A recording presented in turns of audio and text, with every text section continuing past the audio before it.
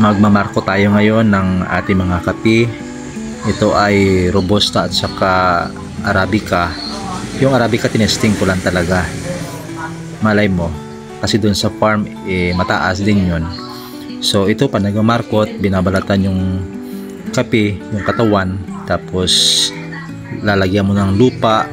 Yung ibang nilalagay is yung mga kokopit, pwede o di kaya kung ano man yung mga alternative, tapos lalagyan ng plastic, ibabalot, tatalian, at lalagyan rin ng tape of course, para alam mo kung how long it took bago siya nagkaroon ng ugat at pwede na siyang i-cut at i-transfer. So ito yung ating mga ginawa ngayong araw na ito.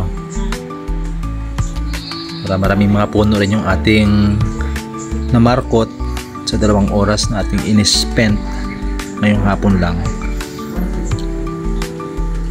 So ayan, medyo hindi pa nakita sa camera yung aking ginagawa.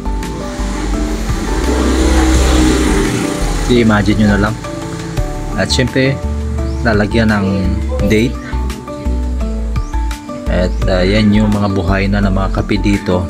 Kaya lang dahil sobrang kulimlim dito, shaded, tsaka yung lupa ay hindi maganda, ay parang naging ganyan na yung kanyang height. Kaya plan ko is doon sa bukid paparamihin.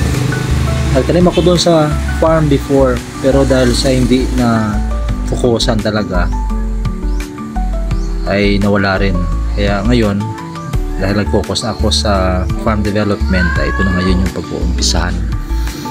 So paparamihin ko ito along with cacao na itatanim ko rin doon, para yan yung parang magiging permanent na mga tanim sa farm.